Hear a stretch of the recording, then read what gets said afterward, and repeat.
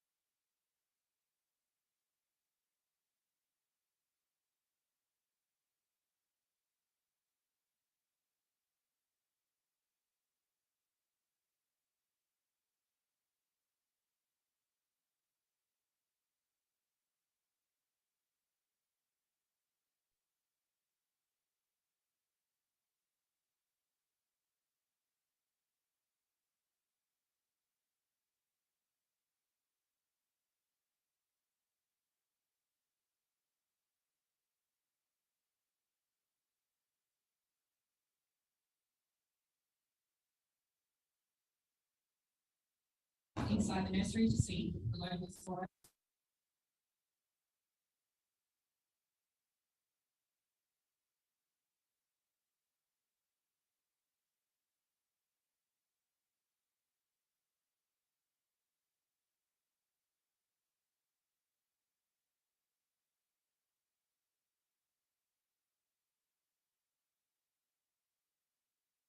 From that community, and we also have invested in that community through building infrastructure at schools, buying equipment for schools and football teams, as well as doing training in the community around the environmental work that we have done at site. We also take the social responsibility very seriously. As I said, we're quite close to a small town. We have been actively involved in that town in a positive way, not only hiring staff and providing to the local economy, but being involved in the schools and roads. Tombador was actually recently recognised by the Superintendency for the Development of the Northeast. That's the acronym for that is SUDEEN. It's basically a tax benefit. You can't just get that without showing what you've been doing. So we were actually recognised as contributing to jobs and income in Centro-Sé, Brazil, so in the northeast of Brazil, which is a lower income area of Brazil, and really making a positive impact there. That actually also equates to a positive impact for the company, because that reduces our income tax by 75%. So it takes our overall tax in country from around 34% to around 15.75%. So you don't just automatically get that, obviously. You do have to do a rigorous application to show that you are making a positive impact in the community. It's very, very important for us to keep people safe at work, as it should be for every mining company, and also on the road, because we have a lot of trucks going to port with our product. So you can see our daily meetings on safety in the top of the screen. You can also see on the bottom right of the screen, this was our road campaign. So we were ensuring that the local community was driving safely, so that it's not only our truck drivers that we have to be aware of, but also others on the road. So we worked with the local government to do road safety campaigns, and we've also maintained the roads to ensure that we are not damaging the roads, and there's better road conditions for our trucks as well as the population. And as I mentioned before, we've partnered with local schools and community organisations. We've done educational webinars, we've constructed and installed facilities, and we've worked with sporting companies, sporting teams, the schools, and also promoted cultural events in the nearby town.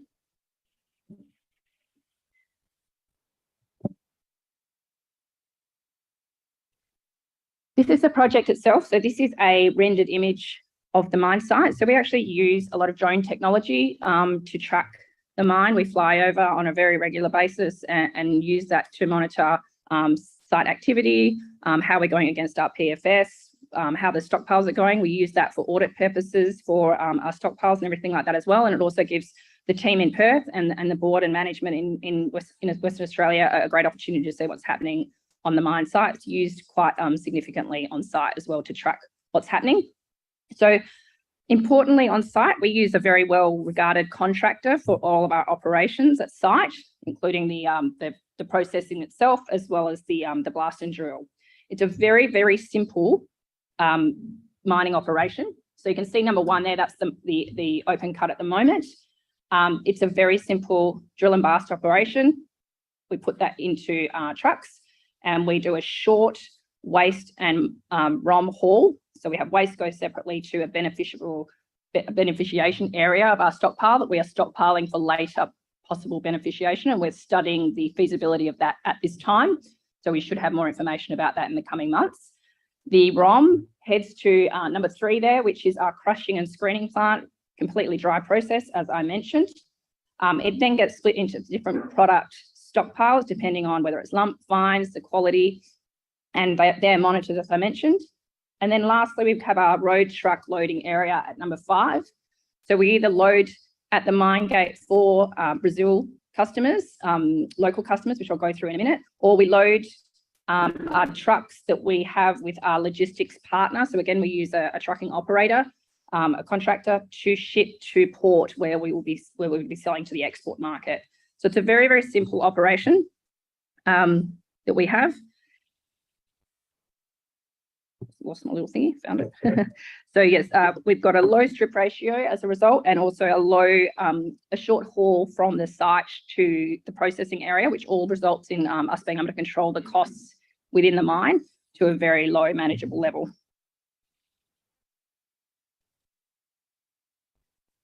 Okay, so as I mentioned before, in June 2022, we were very excited that the plant capacity was tested up to the full production of 100,000 tonnes per month as dictated by our PFS.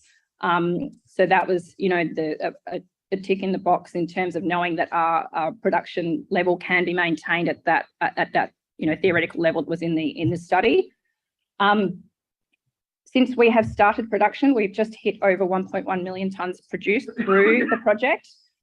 You can see how simple the project is on the right-hand side there. What I'd highlight from this slide is that at the moment, what we are doing is we've got the production capacity, but because it's able to be flexible, we do align that at the moment with sales volume and growth. So we're balancing running at full production versus where our sales are and maintaining a balance there.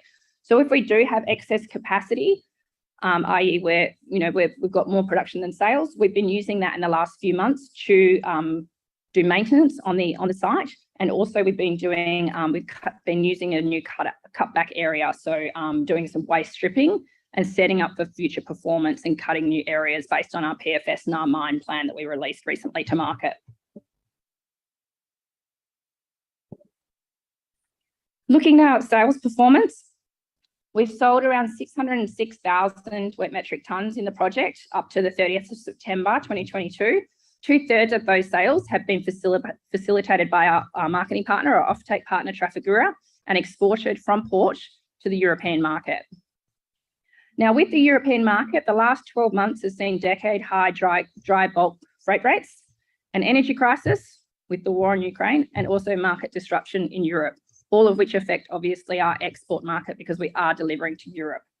As a result, in November 2021, the board and the company informed the market that we would manage sales to market conditions rather than production capacity. This is all about protecting the reserve, the resource we have. We are a smaller mine. We want to make sure that we maximise shareholder return for the product that we have. So we matched the sales to market conditions rather than selling everything we produce potentially at a lower margin. So the key focus in the meantime has been shortening the distance to clients, which has meant focusing on the local market and Brazil's steel mills while the European situation continues to be monitored by the company. And what we've been doing is to build the sales opportunity in Brazil so that we can move more and more towards matching that production number that we know that we can achieve, which is 100,000 per month. So the reason I talk a lot about the internal market is because it's a very, very strong domestic market. This chart here shows the growth in the Brazil steel industry over the last 50 years. You can see significant growth on each decade, up to 36 million tonne in 2021. Now, to produce 36 million tonne of steel, you actually need more iron ore to produce that much steel. So you can see there that, obviously it's a huge market. We're a small operator. We have, we're putting 1.1 million tonne at full production into the market per year. So what we're looking to do is really get into that domestic market, because often they pick up at the sales gate, which is obviously very helpful for us in terms of logistics. And what we've been doing to focus on that is to work, and we have been doing this since we went into production in May 2021, is to work on the procurement steps through the Brazilian market. So we worked with the steel mills to do your KYC. We then send a couple of 100 kilos of sample tests, and we've done that to multiple steel mills in the last year. Then the companies work together, so us and the steel mill work together on logistics, how we'll get the product to their site. Then they do a larger industrial test of 5,000 to 10,000 tonnes, followed by a site visit. Then they start getting repeat orders in order to fit our product into their processes and make sure it fits their processes. And then the ultimate goal is to have 2 to 3 or even more Brazilian steel mills that are giving us long-term repetitive orders. So we are quite a way through the process with several steel mills in that scenario. It does take up to 12 months or more to go through that whole period. So it is a key focus for the company. We started doing that a while ago. So we're moving through that stage. I'm going to hurry up now. This is just some excellent chemistry. It's arguably the best in the world on sale at the moment, according to our offtake partner, and it has very low levels of minor elements and deleterious elements as well. And importantly, it's year-round availability. We're in a very dry, arid area. We don't suffer from floods. It's actually very similar type of conditions to the Pilbara. We did mention a little bit about the performance. We just released our annual report, and we were very proud to have announced our maiden dividend at around 15% yield at the time, that pays at the end of October. And one more thing that I'll point out that's very important is we have $9.8 million of inventory sitting at the mine at cost value, waiting for those market conditions to be right for us to sell into both the export and internal markets in Brazil. This is our very strong team that delivered the project and is now focusing on the sales. And that is our corporate summary. Thank you very much. Thanks, Abby. Okay, so no one's sneaking up the side. So just to reiterate the playing rules, but Abby was first, so I go soft on Abby. So I'll ring the bell at 2 minutes. I'll stand up at 1 minute and I'll come and stand next to you, and not in a loving way in the last and dying seconds of your presentation. But you keep eye contact with the people and keep smiling and you'll be okay. Right, this next fellow here, he's smiling for all the right reasons. Lots of things happening in his world. Capital raising, there's been trading halts, there's been $3.4 million deals with Canadians, there's been firm commitments to equity placing, strengthening balancing sheets.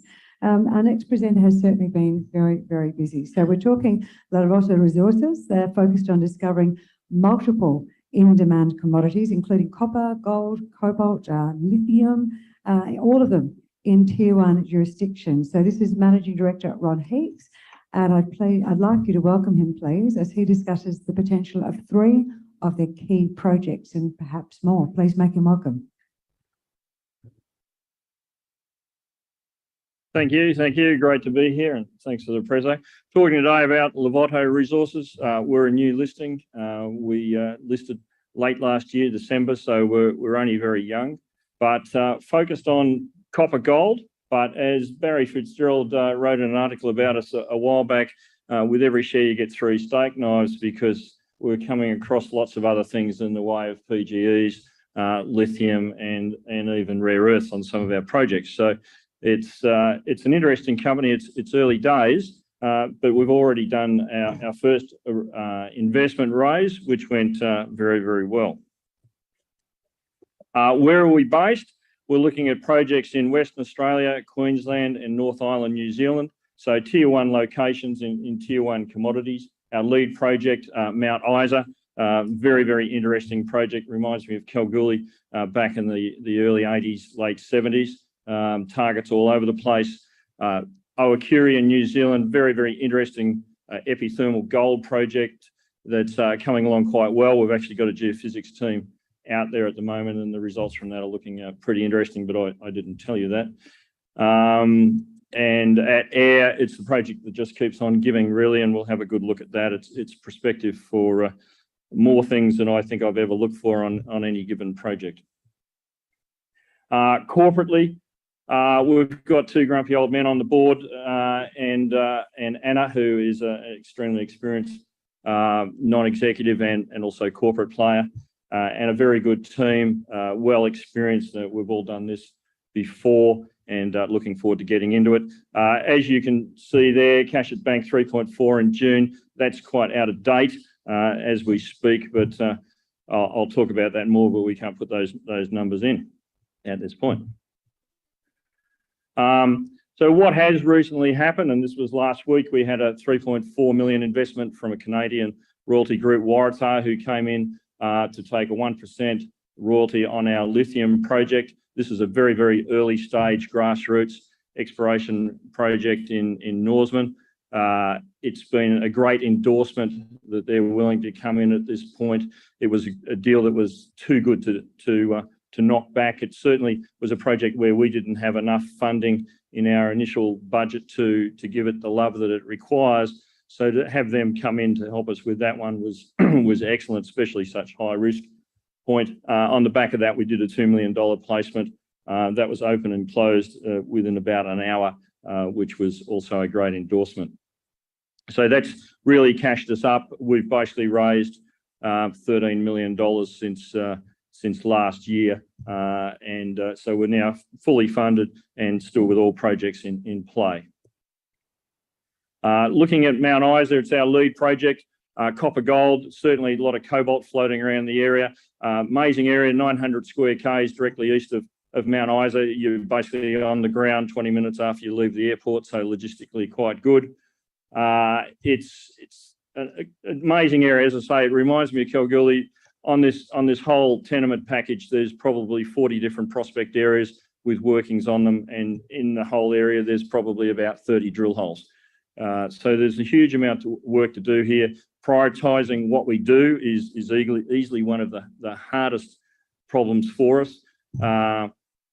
And the other problem, I must admit, certainly this year has been rainfall. It just doesn't seem to want to stop raining in Queensland, and that's made life a little bit tricky for us. But amazing project. We're getting a lot of neurology around here. We've got Carnaby and others working south of us, the Austral north of us. There's more news coming out of this area every week now than what there was every year a few years ago, as people getting on the ground and finding things. So amazing area. We've just finished the drill program there. We don't have results. That's our first drill program. We got halfway through it, unfortunately, and it started to rain. We had a couple of inches of rain, so that made life pretty difficult to finish it off. But we're going to try and get back up there and finish that one off before the end of the year if we can. Targets all over the place. I'll just give you a quick run through on a couple of them just to get you a feel for it. The area that's probably got more drilling than everything else put together is where we went first. It was also logistically the easiest place for us to go. We had a great EM anomaly sitting under this area. There's a lot of shallow drilling that seems to be offset from the EM target. Some nice hits in there. Not all of these holes were assayed for cobalt, but as you can see, there's a little bit there. We find as we move further north in the tenement package, we get more and more cobalt. There tends to be more gold to the south, and you'll see some quite good gold credits in there as well. So looking forward to these results. As another example of an area, big geochem anomaly, over 4 kilometres long. It's got a drill hole about every kilometre along it. Every drill hole is mineralised. It's got a very strong coincident VTEM anomaly sitting over the top of it as well. So it's a very, very prospective area. We haven't been able to get on the ground up that way yet, but we're looking forward to doing that in our next phase of operations. And finally, just as another example, this is more an iron oxide copper gold system at Ballara Saddle. This is my personal favourite, to be quite honest. Some amazing trenching work done over here. It's an outcropping system. There's no soil cover here, so it's all outcropping. And trenches of 15 metres at 6, 10 at 5, things like that. No other work's been done here. There's been no geophysics done over here. There's been no drilling done. We're looking forward to getting an IP crew in there. We've been trying to get an IP crew in for about 4 months now, but can't get them free. But we're seeing a lot of good news come out of iron oxide gold systems up around this area by our neighbours to the south, as they're using IP geophysics to identify these things. And they don't stand out with VTEM, which has been the traditional way of doing it. So lots of targets up there and a lot of work to go. Owakuri, very interesting epithermal gold project, North Island of New Zealand. It's about 50 k's west of Rodda.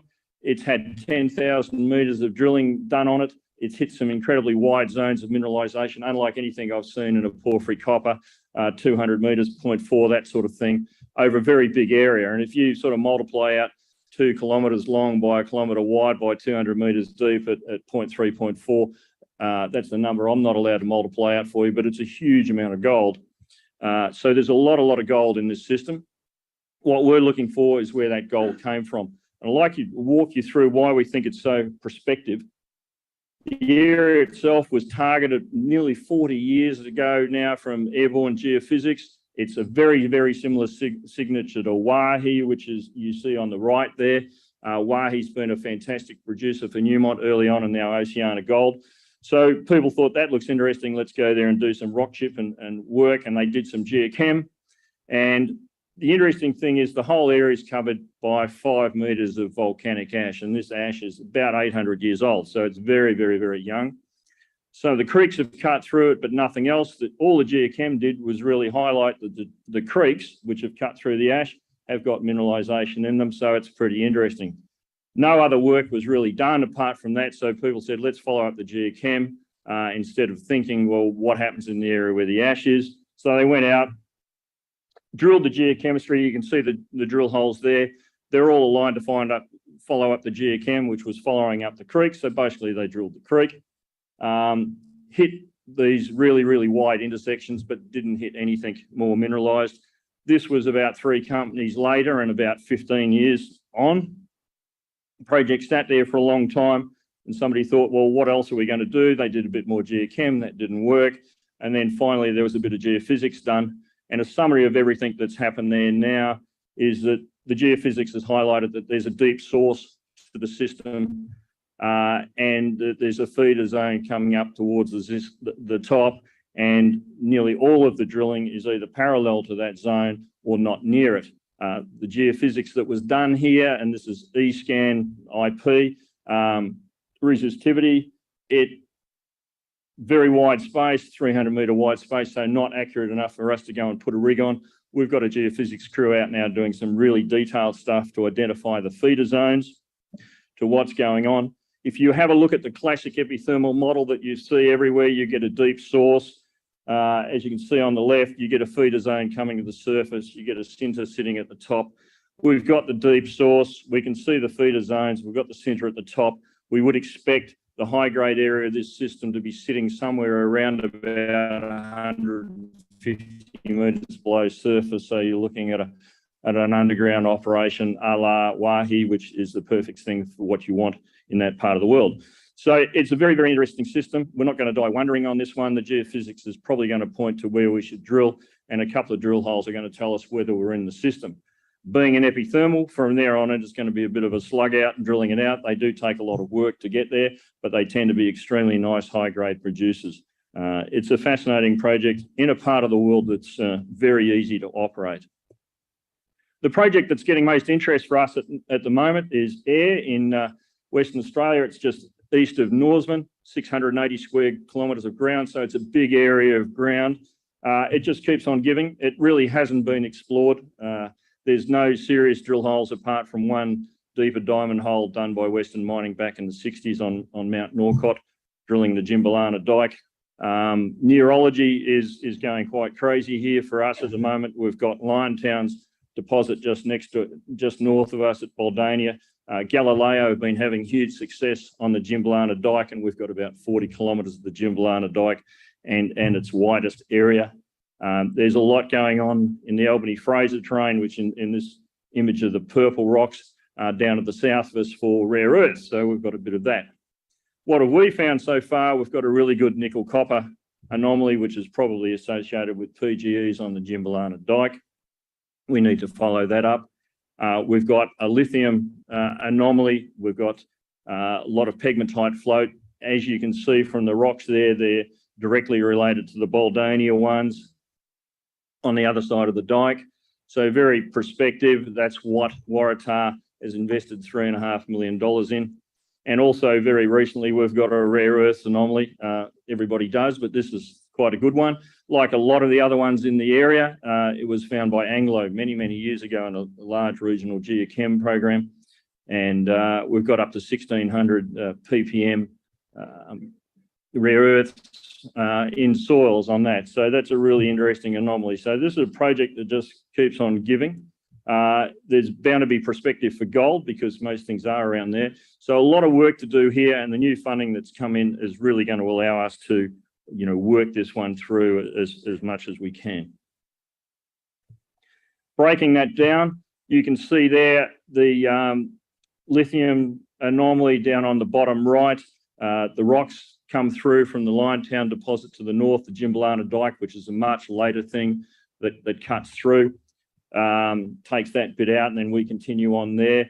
As I say, we do have outcropping pegmatites, very low. They're not sticking out of the ground like the Baldania ones are. Most of the area is covered by a thin layer of transported soil, so our geochem is working at considerably lower levels than what you're seeing in some other areas, but still highlighting the zones. So we're looking forward to getting out, and this is at RAB drilling stage, and that's our next phase of exploration on that. There's also Newmont's old geochem up there on the nickel and copper, and we followed that up and found a really quite nice anomaly with good numbers on it. We then extended that survey out. So we've now got 2 extremely strong nickel anomalies in that area. We've just finished geophysics over one of those areas, and we've now got a coincident fixed loop EM anomaly over that. So we've got good geochem, good geophysics, and we look forward to pushing that along and hopefully replicating some of the stuff that you're seeing in our neighbours' work. Further to the south, the lithium, which is really what everybody wants to talk about at the moment. Some very strong but low order lithium anomalies tying very well with geophysics. Our rocks are identical to the rocks on the other side of the road. Everything's sitting in alignment, so we're really quite hopeful that something comes out of that. The anomalies are concise, but also staggered by topography and the effects of transported soils in the area. So that's something that we look forward to following up. And finally, the rare earths, which has just popped up, very strong rare earth anomaly associated with radiometrics, thorium radiometrics. This is interesting. We've got a large anomaly to the south and also one adjacent to where we're looking for lithium, and that came up through our lithium work. We weren't really looking for it, but it came through on the assay, so we'll take that. But the one down to the south in the Albany-Fraser train looks very, very interesting. So a lot of work to be done. The project just keeps giving, as I say, well and truly cashed up again now and ready to hit the ground. We've got the team, we've got the cash, and we've got the projects. We're in good locations. And as Barry Fitz so well put, there really is 3 steak knives. Copper gold's our focus, but there's a very good chance of getting a few other things on the way through. Thank you. All right. There's quite a few other things that are opportunistic there by the sounds of it. Fantastic projects. Sam Rodda, can you come and join us, please, sir? Whip yourself up here with your young feet. Now, this is the Managing Director and CEO of Podium Minerals, and they're here today to provide an update on the Parkes Reef PGM project pathway through to production. And why are you looking so happy? Because it's Australia's most exciting PGM project, Chris. This is correct. What else can you tell me? A suite of highly critical, valuable minerals, correct? Yeah, absolutely. It's we tick every buzzword that we've heard in the last 2 days. Go for it. All in one project. You've got 15 minutes to pack it in. Can you make Perfect. them very welcome, everyone? Thanks, Chrissy. And it is good to be here. It's, you know, we've heard enough buzzwords over the last couple of days, and if you want to roll them into one project and one commodity, absolutely. Podium and Parkes Reef project ticks the boxes, and I jotted some of them down. It really is precious metals. So if you're looking for precious metals, tick. It is green metals. It is absolutely a big supporter around cleaning nitrous oxides out of existing vehicles, and also a big lever towards green hydrogen and hydrogen fuel cell cars, and a supporter of hybrid fuel cars. It is a critical mineral, and it's, you know, I think really ready to be placed going forward. So it's a great opportunity to come up. We've seen PGEs and PGMs start to get a bit of momentum, particularly in the exploration space. Now, Podium's been listed since 2018. We've started with a PGM project, but we're ready to move into what it looks like from a project evaluation and into a development phase moving forward. We've got the paper on the website, so please run through the disclaimer, and it's really a good opportunity to talk around what makes us special. It starts with the ore body. So the ore body for me was the greatest attraction after 20 years in operations, operational development, project development in mid and top tier miners, and a chance to jump on board and take a company and a project in a new commodity in Australia through to operation. And I think we've got the opportunity to do it here. 3 million ounces currently in inferred resource at 1.6 grams per tonne, a 15-metre wide ore body, which is significant when considering some of our South African PGM peers.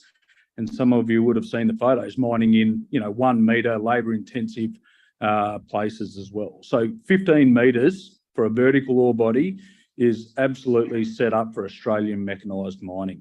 We've got an exploration target which has been fully drilled out this year, and pending an update to the mineral resource shortly, has the ability to significantly grow our resource and grow it down to about 250 metres depth. We're in the right commodities. We've been able to build the right team, which isn't just focused around adding ounces for the sake of adding ounces. It's about adding value to the project at the right point in time. And doing it on a parcel of land in the Midwest, which is really going to enable that project development in consultation with our traditional owners, with our station owners, with local shires and the Midwest community. PGMs, I'll do a quick little space. PGMs, PGEs for the audience, relatively interchangeable. Nominally, it's a mix of 6 different metals: platinum, palladium, rhodium, iridium, ruthenium and osmium. The Australian market also includes gold. We've got 5 of those which we think are potentially economic. So platinum and palladium, which I'll talk about later, rhodium, iridium, which are high value and significantly precious metals globally. So you're talking about global production, somewhere between 7 to 20 tonnes of rhodium and iridium production globally. So it truly is a rare metal and high value. The catalytic properties really enable them to be critical around electrolyzers in green hydrogen, fuel cells, as well as the catalytic converters moving forward. We spoke about critical minerals. You know, it sits on sort of every global critical minerals list. And if you look at the table in the bottom right, and you can look at it in your leisure later, it sits everywhere. Yet the world's production is controlled by South Africa, a little bit into Zimbabwe, and significantly as a byproduct out of Russia, associated with the nickel and predominantly Norilsk. So 2 jurisdictions, Russia, which not a lot of people want to source their raw metals and materials from, South Africa, which is a well-established PGM producer, but now with mines which are getting significantly deeper, grades are getting lower, infrastructure is getting older, and with power interruptions. So it's getting more challenging in South Africa. WA and Australia is absolutely primed to start carving out a niche, and we think Podium's right at the forefront of that moving forward.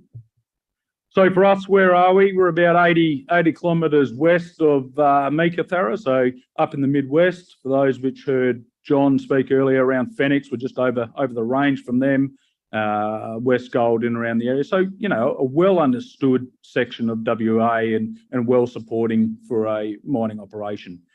We have granted mining leases. We've got a granted native title agreement in place as well. So as we continue to understand and develop our studies for the project, we're ready to go moving forward. The ore body. Now this is a bit to take in. Usually when you see these maps, you're looking at sort of aeromagnetics, you're looking at prospective areas. This is 15 kilometres drilled and proven from an ore body. It's near surface, so we're under about 5 to 6 metres of alluvial soil. To give you a bit of perspective, a typical mining operation in Australia, both open pit and underground, is somewhere around the range of 2 to 2.5 kilometres in strike.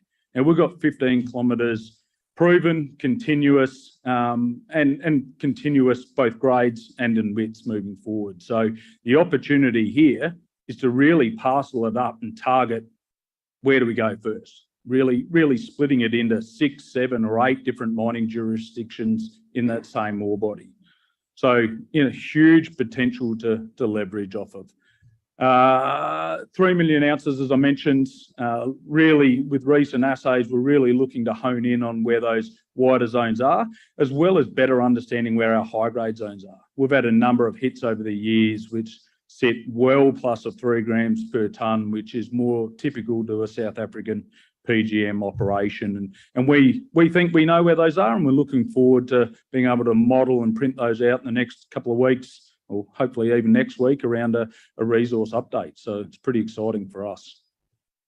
What does it look like? So 15 k's long, it's steeply dipping, it's pretty bloody continuous, 15 metres wide. We've got a handful of holes down to 500 metres, which we drilled at the end of last year.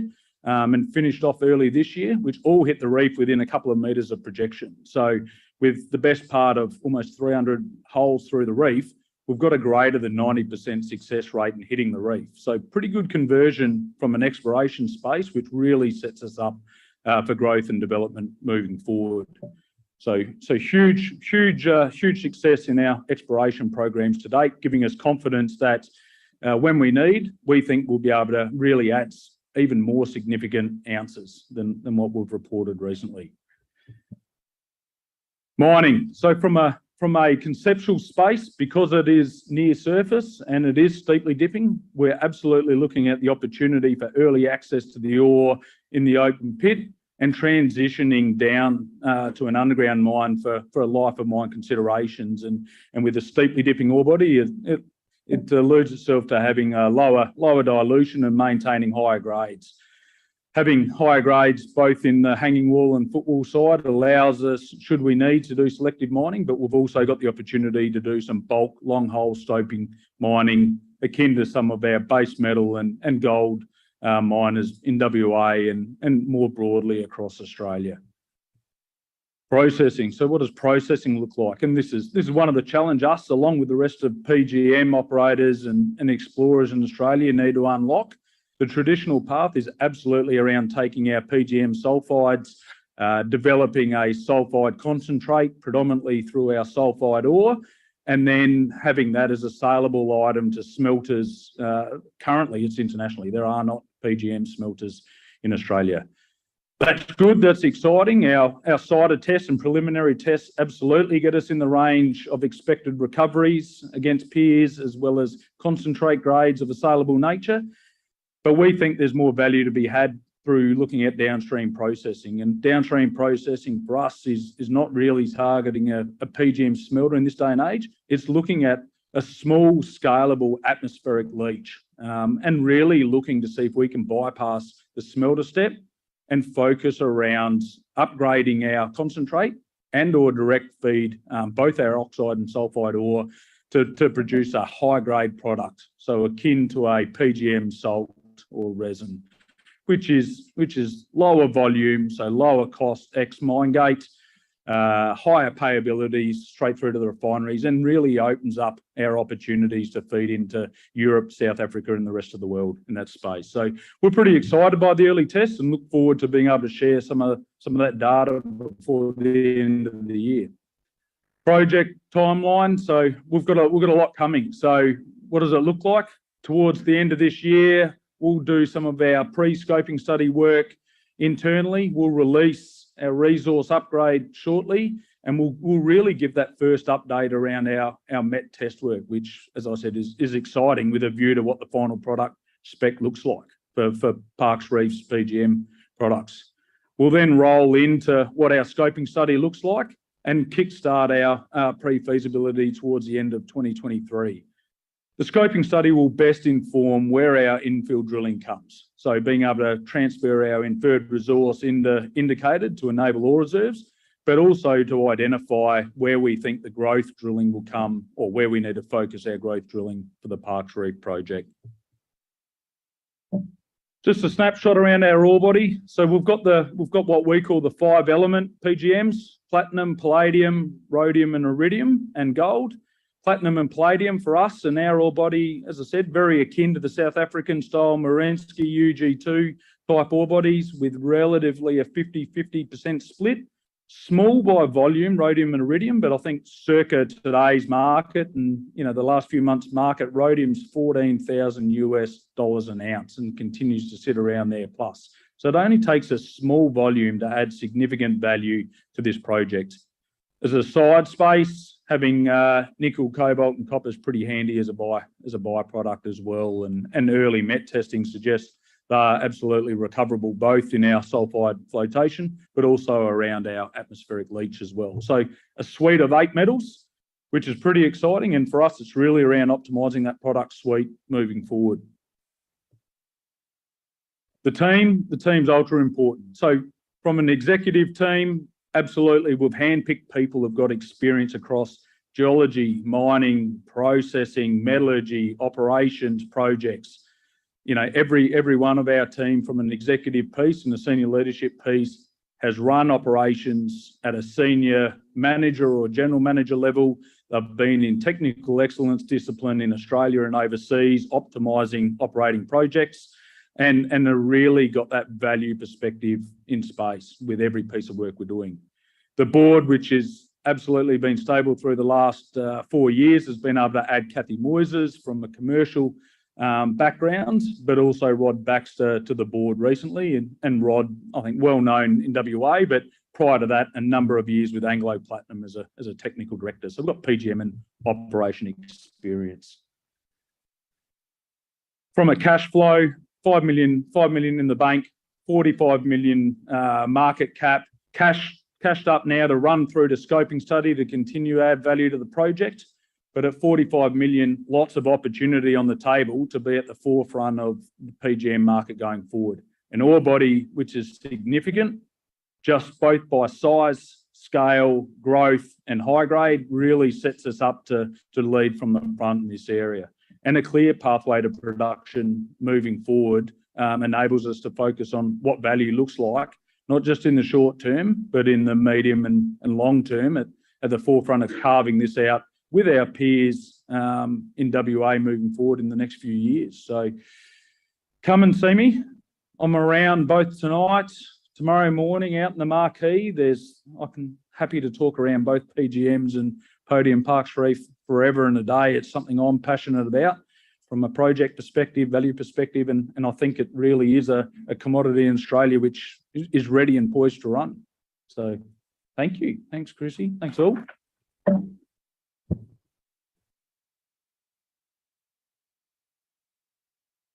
Thanks very much, Sam. We have 2 presentations to go this afternoon, 2 presentations to listen to drink in before we get to the drinks. And this gentleman is going to come up and share the second last one with us. This is Brendan Bradley. Brendan is the Managing Director of DevEx Resources, and we're sticking with one of those buzzwords that we've heard about today. Terry, uranium, mate, uranium. It's going to power what it is that you do to get that lithium out of the ground for a little while, isn't it?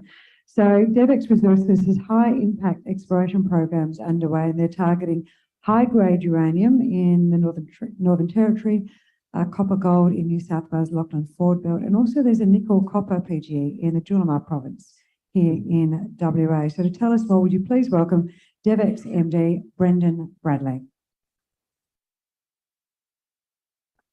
Thanks, Chrissy, and thank you to everyone for being here on a Thursday afternoon. My name is Brendan Bradley. I'm the Managing Director of DevEx Resources.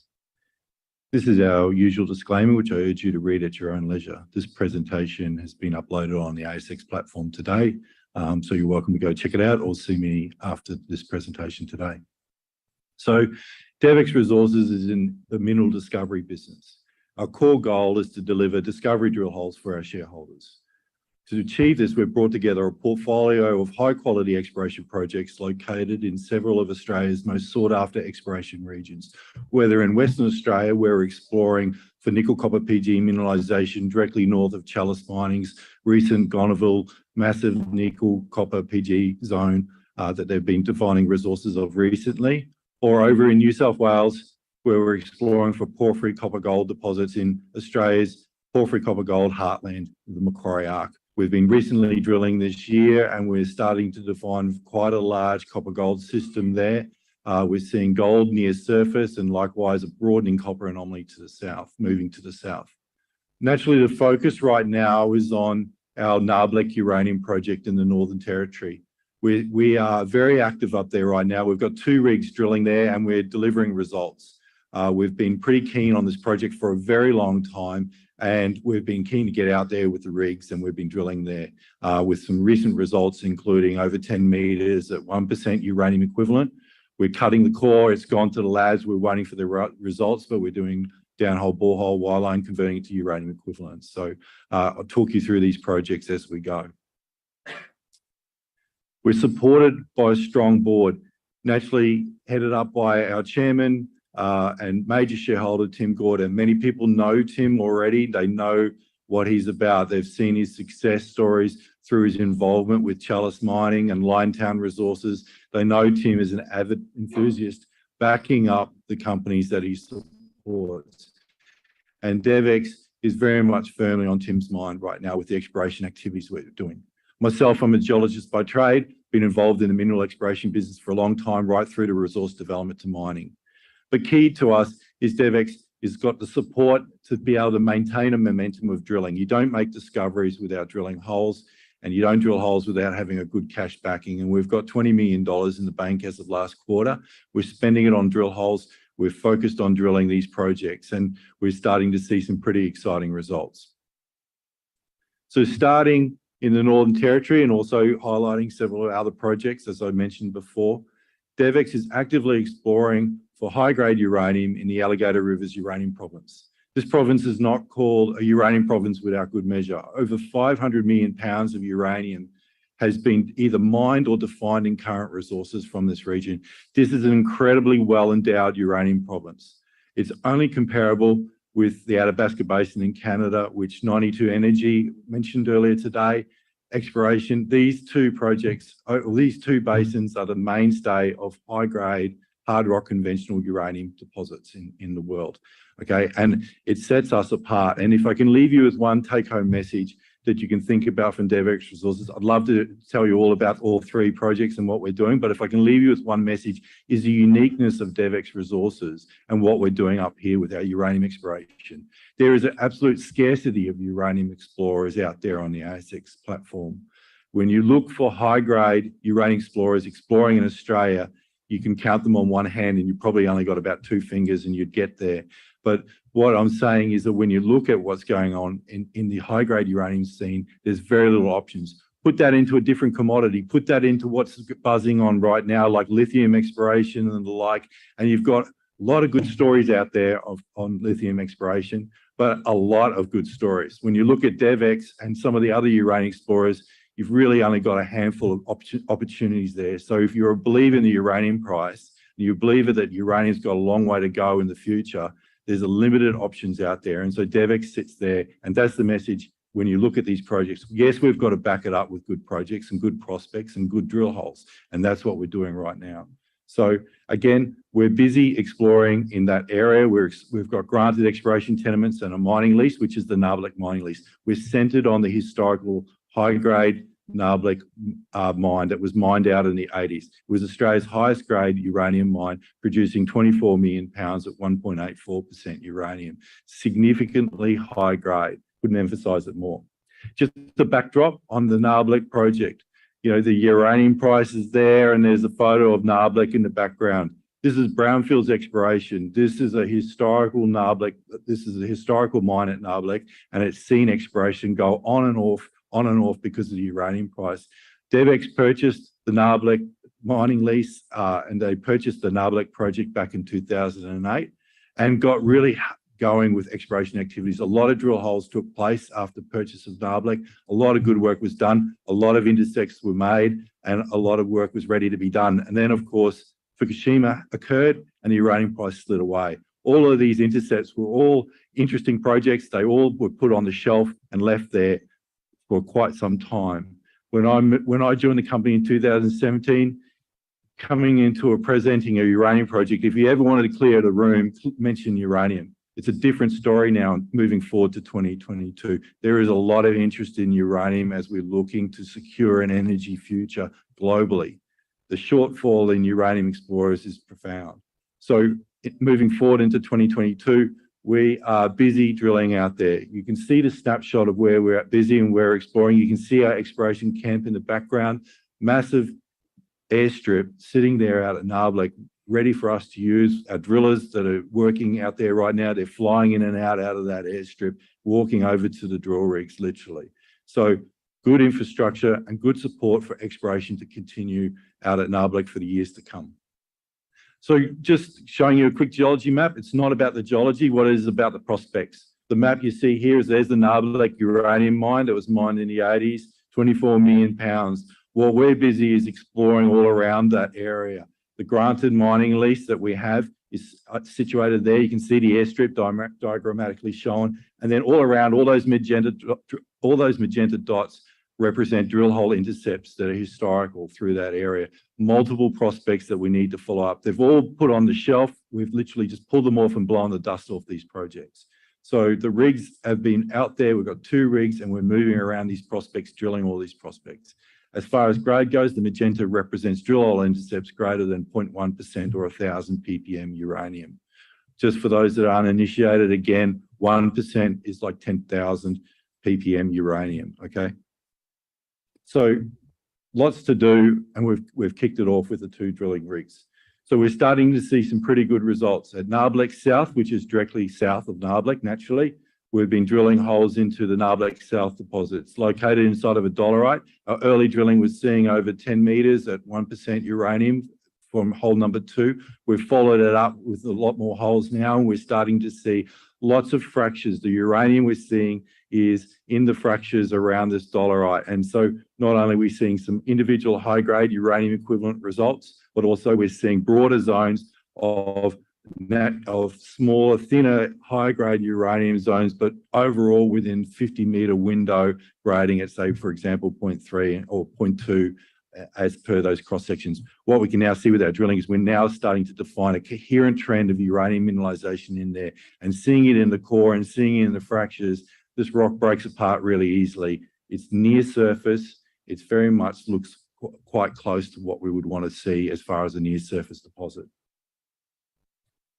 Elsewhere, some of our other prospects, we just got some exciting results back over the weekend from our RC drilling out at the U42 prospect. This is to the north, this is to the northeast of the Nabarlek deposit. And likewise, we've been following up on some historical drilling, which is that cluster of drilling down on the bottom right-hand side. We were drilling some holes, and then once we understood the structure, we started then to step out with some broader space drilling. And so hole 14, which is the bubble box, the yellow bubble box you see there, the RC hole there, just intersected a 2-meter zone of uranium mineralization. Right now, the gamma probe going down there is calculating equivalent grade of about 1.9 meters at 0.4% uranium, including 0.6 meters at about 1% uranium. It's not just about a gamma probe. Naturally, we've got to get it assayed and bring it in, but we can see the uranium anyway in the drill chips. We can see it, we've logged it. You can put the, we've got a handheld XRF. We can go up and zap those drill chips and we can see that there's black, lovely uranium minerals all through that. Bear in mind the scale. It's really important to look at scale. Scale bar 500 meters down there on the bottom left-hand side. This drilling is very broad space. Some people call it wildcat drilling. We knew there was a structure down there and we stepped out on very broad spacings and we were looking to smell what would be in the kitchen, and instead we've opened up the oven door and it looks pretty exciting. Okay, so just at a different scale, a large scale, earlier stage, but nonetheless following up on some very interesting historical results. The Overload prospect on the left-hand side, I've got a comparison to the Nabarlek deposit. So I'm talking about system scale mineralization here. The Nabarlek deposit on the right-hand side, you can see the pit. You can see that lovely red geological color. That's a quartz breccia. That's what was hosting the Nabarlek uranium deposit. You can walk up to that quartz breccia right on the edge of the pit and you can see little bits of uranium, but not much. You can rock chip it and you'd be lucky to get any real grade out of those rock chips. The point I'm making is those quartz breccias are what hosts the uranium mineralization at Nabarlek. When you step out to the southeast at the Overload prospect, there again is another quartz breccia down there. It's orientated exactly the same as Nabarlek. It looks like the same Nabarlek sort of quartz breccia. It's down there. People have already, 30 years ago, people had a go at it. They drilled some holes. They saw pitch blende, which is a uranium mineral, in the actual breccia with their drilling. They got some results, and then, of course, it got shelved. What we're seeing now here is a very large scale, interesting target that we want to go drill. We went out there and we followed up on this geochemical anomaly you see up on the top part of the image. This is a radon anomaly. Those that understand uranium understand that when you take a uranium deposit and you bury it in the ground, uranium decays. As it moves its way, as it decays its way across to becoming lead, it produces radon gas. And what happens is the radon gas, being a gas, comes to the surface. So we inherited a 25,000 radon gas sample data point, just like soil geochemistry, that is able to identify where radon anomalies are. So that anomaly up on the top of that image for Overload shows a very large radon anomaly that's there. Hasn't been drilled by any RC or diamond drill holes. We went out there, I played geologist for the day and went out there with the geopic and we found that quartz breccia trending right into it. Nobody knew about that quartz breccia and yet we went out there and we found it. So yes, we're excited to drill holes into that. Okay, so the last two prospects, and there's the bell. Located in Western Australia, we're very active also exploring it at our nickel copper PG project at Sovereign. We're exploring on the left-hand side under a joint venture earning with ASQ, and on the right, we've got our own tenements. We're located directly north of Chalice's big Julimar discovery, and we've got work to do. We've got to hit the ground running. We've got the right rocks. We've got a 12-kilometre mafic, ultramafic intrusion, and we just need to do more EM, and we've got plans for that in December. In New South Wales, we're busy exploring for porphyry copper gold. This is the who in the zoo. You've got big companies like Katy Ridgeway mining the same sort of porphyry copper gold deposits in the area. Where we are, we've got a large ground holdings, and we've been drilling out there this year, focusing on the Nangus Road prospect, where the drill holes that we drilled this year is now starting to find a large copper gold system. We're seeing gold mineralization almost from 4 meters down with the air core drilling rigs. So this is really close to surface. The drill rigs are now starting to find a broadening copper anomaly, which is on the right-hand side, and on the left is the gold, right? So they're related with each other. It's broadening to the south, and that yellow box indicates where we want to go. So once the ground dries out, and we're hoping December, we plan to get out there with the RC and the diamond rigs and start drilling there as well.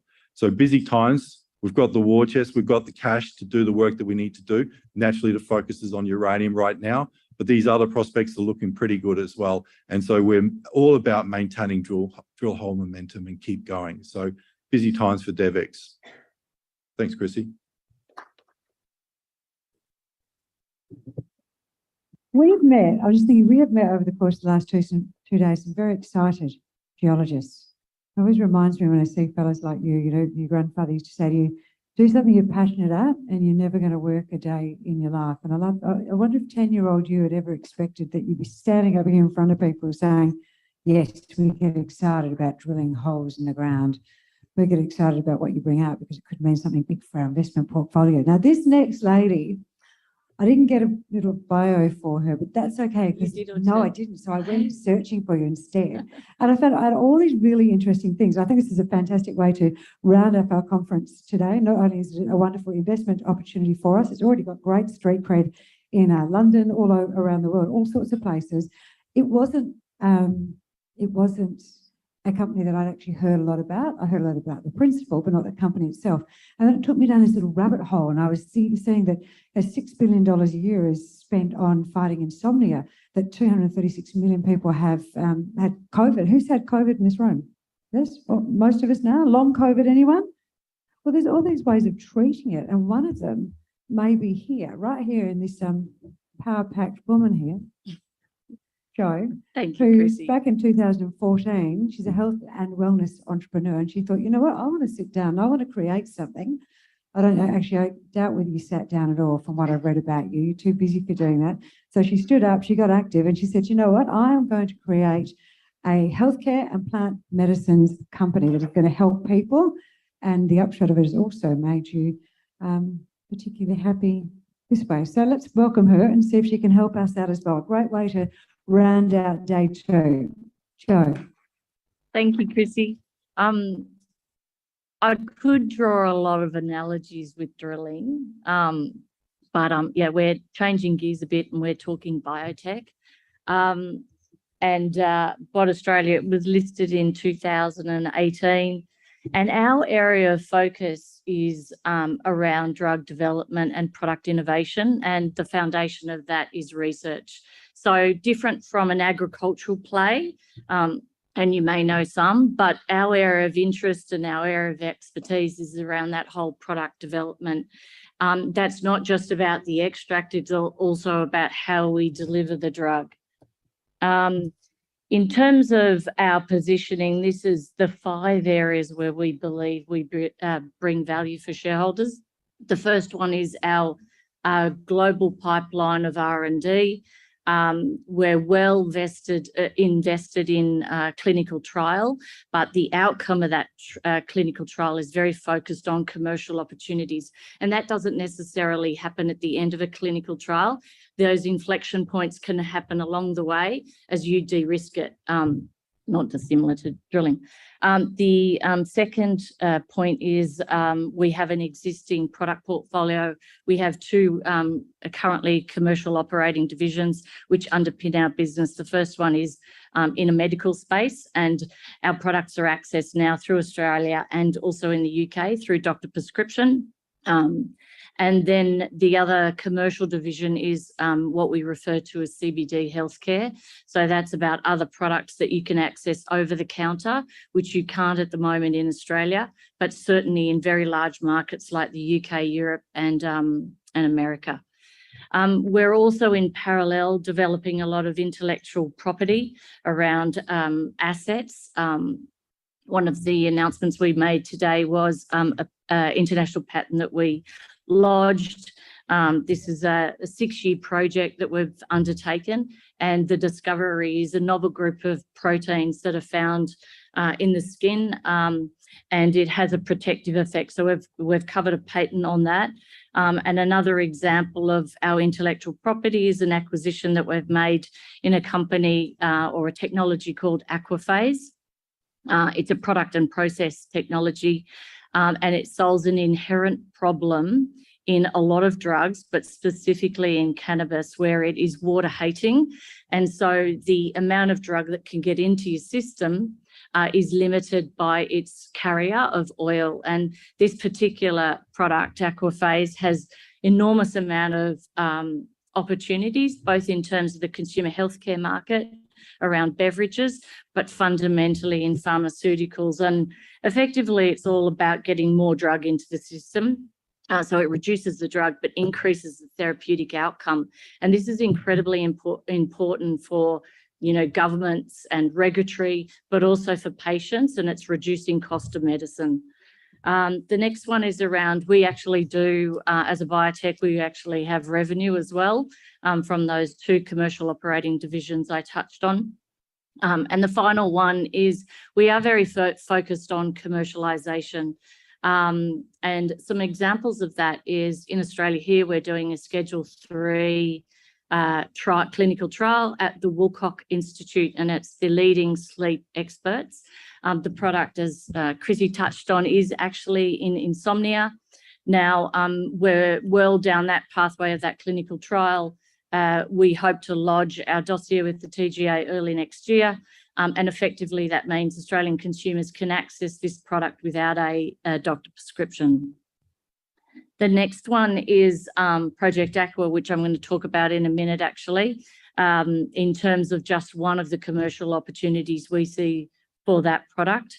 But effectively, it's in the US market against a very established company and for the treatment of epilepsy.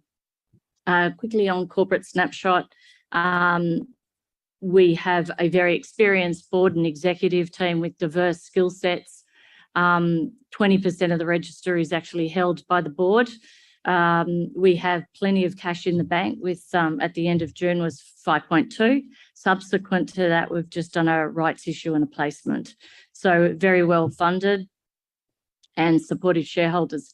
Now, this is always an interesting slide in terms of valuation of our peers. So you can see where BOD is positioned. And, when we look at this, we look at, I guess, 4 key areas that we think we add real value and things that are going to fill our news flow in the short term. Some of that is around our clinical trial. So the international patent that we lodged and announced today was part of that clinical trial pipeline that has actually been 5 years in the making.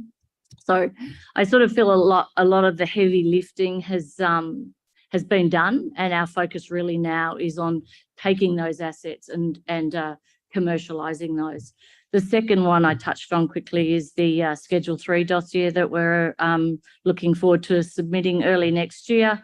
The third one is this recent acquisition we did on Aquaphase, and it significantly enhances the solubility of CBD. But our remit, of course, is cannabis and optimising that that medicine and looking at therapeutic indications where it can add value.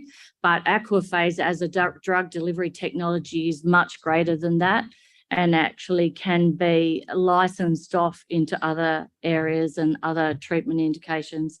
And then the fourth one, in terms of driving value and near-term milestones, is around our existing sales and global distribution. We already have a very large partner in Health and Happiness Group who license our consumer CBD healthcare products.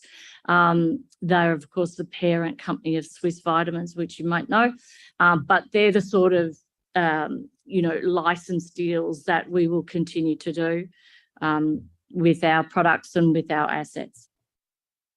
Just to give you a bit of a size of the market, these are the 4 areas that we are concentrating on. Insomnia, and again, as Chrissy touched on, very significant market, no matter which way you look at it. These are global opportunities, not just for Australia. Anxiety, anti-aging, and general health and wellness. Each of those markets, no matter how you look at it, is very sizable, and the growth rate is significant. It's around sort of the 25% in each category. And most of our clinical trials or even our patents are aimed at tapping into this market and addressing this market. That just gives you a little bit of snapshot, I'm mindful of time, of our clinical trial pipeline. And what I would suggest here is that a lot of the value that we have done over the last 5 years and invested in here, the value is actually just coming now. Project Skin, the one at the bottom, is what was announced today in terms of the international patent, and that's incredibly exciting as another delivery device which can be applied topically. And the research will show and has shown its anti-aging effect and its ability to protect cells from UV damage. And, you only have to look at Australia in terms of sunscreen and anti-aging and the opportunity just there. Another one is Schedule 3, and another one is, Chrissy spoke about, is long COVID, actually. We don't use THC. I think I should just quickly touch on this. So that's the psychoactive aspect of the plant. We're very focused on CBD for its health benefits, and also what they talk about is other minor cannabinoids. And long COVID, in fact, and it's, the fatigue and the different symptoms associated with that, it's believed that CBD has a really interesting role to play. We're doing a study in the UK, and in fact, the Australian government is actually calling for submissions around treatment options for long COVID. So I'd suggest you can watch this space, but really interesting. In terms of medicinal cannabis, because I know when I talk to people, sometimes they're familiar, and they'll give me a story about, their mother, their father-in-law, etc. And this is happening much more, and much more people are more au fait, and we've got doctors getting on board and getting educated. But I just wanted to show you this, and this just shows you just how big the market is and the areas of treatment that we're seeing. So this was what they call a real-world data study we did. There's 500 patients. And again, it's a full plant extract, high CBD, no THC. And you can see there, I think it was 58% were using it for chronic pain. So there's so many stories I can tell you, and I don't have the luxury of time, but these are really significant medicines that are having massive impact on patients' life, particularly, if you think about chronic pain where they're taking opioids, really changes lives. And taking cannabis that is non-addictive and doesn't have side effects and has applications in this area is really exciting. In terms of our CBD wellness, so this is slightly different, and it's not available in Australia. It's available in Europe. It's complex in terms of its regulatory landscape, but certainly massive in the US market and Europe. And as I touched on, in this commercial division of our business, Swiss and H&H license our consumer products, but we're looking for other partners in sort of high value verticals and specifically skincare and beverages. I mean, we think that you just look at the sports drinks market or the beverage market, you know, these are massive markets, and they're looking at how do I add CBD to these products without changing the integrity of my product, the colour, the taste, etc. And what Aquaphase does, and I probably didn't touch on this enough, is its ability to create a complex that is tasteless, colourless, odorless. So, you know, you can add this to your Pinot, but, you know, importantly, the beverage market is massive. I found out just recently that Red Bull sells 10 million cans a week. So huge opportunities and really exciting. This is some of our products that are in the market at the moment. So Swiss products are all sold through Chemist Warehouse and pretty much every pharmacy throughout Australia. CB2 is their other brand that they sell in the UK, and we've just launched in the US, but that's their CBD specific brand. And as you can see just down there on your right, these are other innovations that we're working on and looking and talking to other partners to license. Just quickly on the Aquaphase acquisition that we most recently did and announced to market, we think this is really significant in terms of its application, both pharma and in the healthcare markets and the beverage market. But effectively what it does is it solves a water-hating compound, and through a product and technology process creates a new complex that presents in a bulk powder that can be added and presented in multiple formats, anything from tablets to capsules to beverages, as I said. It does have a patent protected on it, but also we're looking at sort of opportunities to just look after it from a trade secret perspective, but it does have a patent on it. It's of course, it's unique worldwide. It was some inventors did it out of the UK. He'd been working on it for about 3 years. And this has been part of our work over the last 5 and 6 years to find a delivery format that solves some of these inherent problems in not only cannabis, but a number of medicines that are water-hating or what we call lipophilic. Just one example for Aquaphase, and I touched on a few, but in terms of a commercial opportunity, one of the ones that we're going to explore is this one in the US market. So GW Pharma are the only company that had a registered cannabis product in the world. They sold to Jazz Pharmaceuticals for 7.6 billion. And the cannabis product that was registered is for the treatment of epilepsy in children. It's a very severe form of epilepsy. Because of the way that the CBD works, your own scientific literature will support this. You're only getting about 6 to 8% into the bloodstream. And so you actually have to have a lot to get the therapeutic outcome. And because it's suspended in oil, that has sometimes adverse side effects. Now, if you can present what's called a bioequivalent medicine to the FDA that presents the same product, but in an improved format that reduces, improves therapeutic outcome, reduces side effects, and reduces cost to patient, they're the things that are really important in this market. I think I'm running out of time, but anyway. Very quickly, why invest? As I said, I think we've done all the heavy lifting. I think the commercial opportunities are here and now, and I'm super excited about them. But we've summarised it by 3 things. We already have a really innovative product pipeline, and we're commercialising through our 2 divisions, which is medical and CBD healthcare. We have near-term growth catalysts, not only through the products that are being dispensed now through the Australian market and the UK market, but some of these opportunities with Aquaphase, and world-class technology in terms of Aquaphase, but also the patent that we've just lodged with UTS.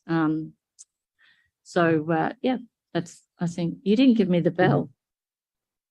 Oh, because I'm seeing this thing flash at me going 0, 0. I've got my team up the back there, and Shane and the rest of it. We kind of know when your slides are coming through, so we know how you're going to time, and you were going to be fine. Can I just add, Chrissy? I did do a summary, and of course we've loaded it on the ASX platform, so I would encourage you to go have a look and have a read. So what was that? Oh, I said, can't you hear me? So I said I loaded it up on the ASX platform and I only did the summary today. So I'd encourage you to go and have a read. Yes. Thank you. Thanks, Chrissy. I know I've said that to you a dozen times already over the last 2 days, but sometimes for some reason, the way the sound bounces sideways, it can be hard to hear people. Have you enjoyed yourself today? No, it's been really interesting, hasn't it? There's been some real standouts in there, some great potential. And I actually really enjoyed finishing on that. It was a complete change of pace at the end. And some of our medical ones are interesting. We've got 2 more like that tomorrow as well, which will be good. Are you coming back tomorrow at all? Yes? Great. Okay, so we're going to start. I'm slated to come up here at about 10 to 9, but I'm sure pretty close to 9 o'clock we'll kick off. And all things being equal, be finished by about 1. You are more than welcome to come outside and join us for a drink now. But if you've got places to go, we'll understand.